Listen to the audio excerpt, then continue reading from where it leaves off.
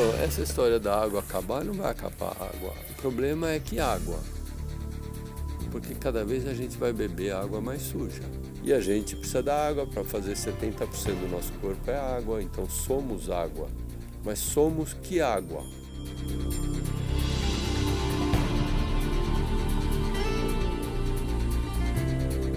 Nós achávamos, e achamos, muitos de nós, que a água nunca vai acabar no Brasil, pois a região sudeste do Brasil todinha e a região nordeste hoje vive na penúria de água.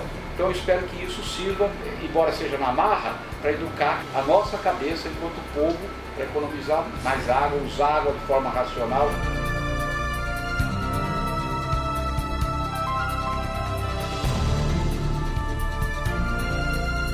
A gente tinha fornecimento de água 2, 3 vezes por semana, mas o pior período foi ficar 9 dias sem água. Ficamos 9 dias sem água. Teve outros bairros que ficaram 20, 30 dias sem água.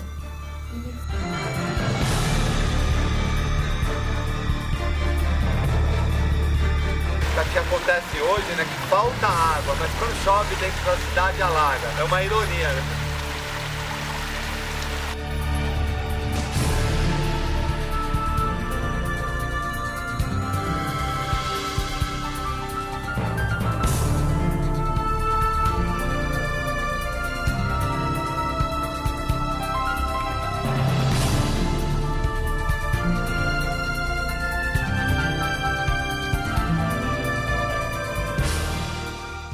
Na realidade, hoje existe um consenso que não é falta de água, não é crise de água, é crise de como nós lidamos com ela. Itu foi uma das primeiras cidades a começar com racionamento, desde fevereiro de 2014, e isso se estende até hoje. No caso aqui da região metropolitana de São Paulo e regiões vizinhas, essa crise foi crescendo e ela teve manifestações muito agudas na década de 80, na década de 90 e no começo dos anos 2000. Nós temos o primeiro problema, que é o problema climático.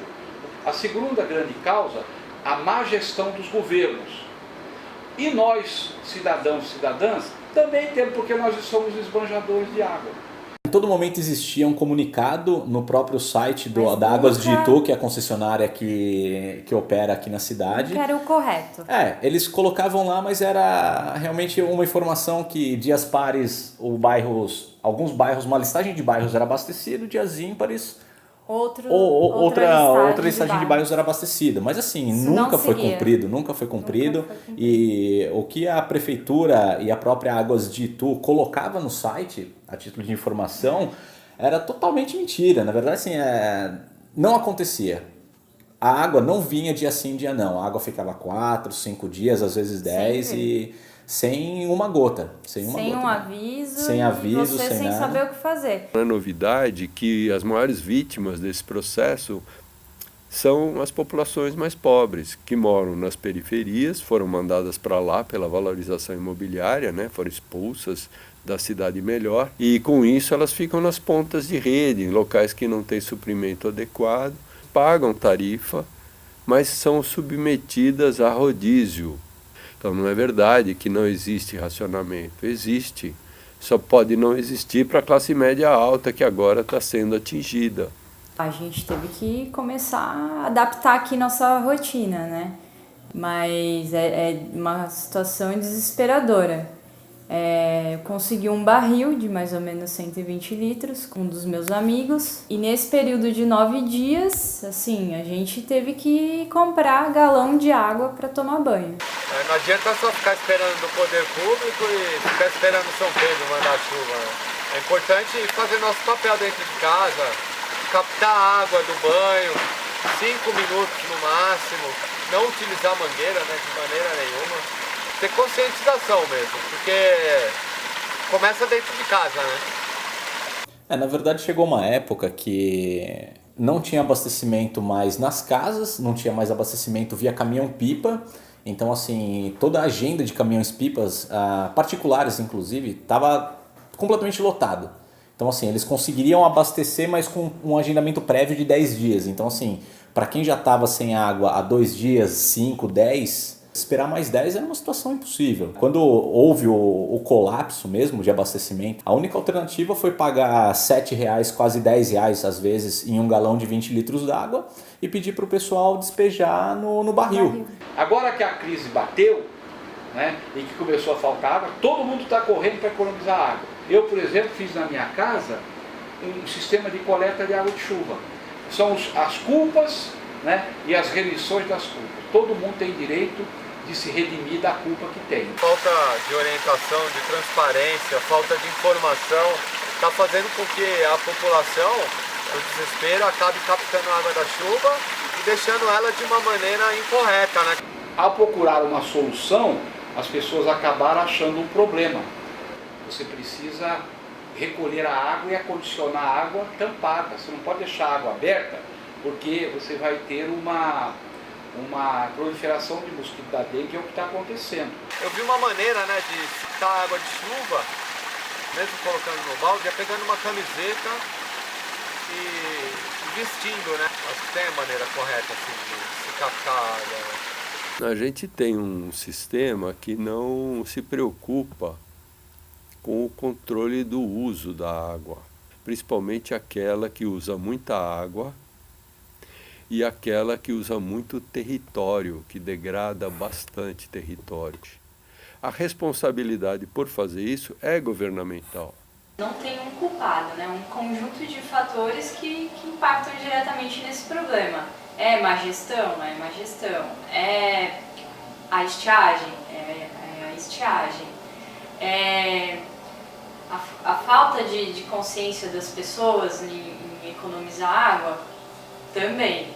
Então, assim, tem vários fatores que impactam diretamente nesse problema. Se eu quiser numerar culpados aqui, eu vou falar um monte, né, de fatores que fizeram com que a gente chegasse aqui. É o reflorestamento, é o cuidado com os nossos rios, é a mudança climática, é o descaso da Sabesp e do governador, né, que omitiram informações e não foram claros com a população, né. Então, eu acho que o maior culpado é o governador e a Sabesp.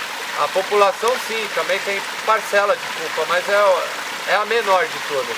Eu acho que é infraestrutura porque Itu tem um histórico de racionamento, então assim, esse problema não é de hoje. O que faltou realmente, aí é uma opinião minha, posso estar até esquecendo de algum ponto, mas assim, eu acho que uma infraestrutura mais arrojada, ela talvez contornaria o problema com maior facilidade. Porque assim, a gente pode pegar como exemplo a cidade de São Paulo.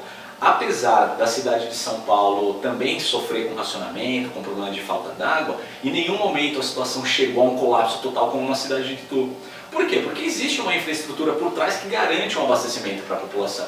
Tudo bem, chegou a níveis emergenciais, mas de qualquer forma a gente acompanhou daqui e não viu uma coisa tão crítica realmente como foi a da cidade de Itu. O culpado somos todos nós, e aí tem índices de culpa, né? A principal responsabilidade aqui na cidade e no estado de São Paulo é do governo do estado, do governador. Por quê? Porque a gestão do fornecimento da água aqui é da área estadual, e eles não fizeram as obras necessárias, não consertaram os vazamentos nos canos de distribuição, não alertaram a população, não fizeram grandes campanhas de economia de água, foram deixando, não captaram mais água para trazer para a região metropolitana e foram surpreendidos por essa estiagem. Governo do Estado. O governo federal também tem culpa no cartório, por deixar desmatar, por ligar todas as termoelétricas do país, aumentando os gases de efeito estufa e outras questões. E o governo municipal de São Paulo também tem culpa bastante, porque o atual prefeito não só permitindo, como incentivando ocupações irregulares em áreas de manancial.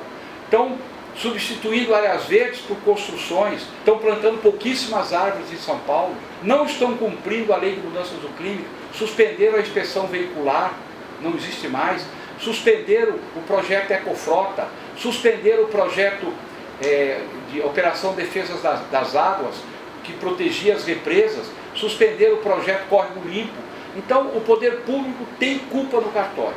Em primeiro lugar, o governo do Estado, em segundo lugar, a prefeitura e o governo federal também. A Sabesp tem responsabilidade, mas ela sozinha não tem autonomia para definir tudo que ela vai fazer.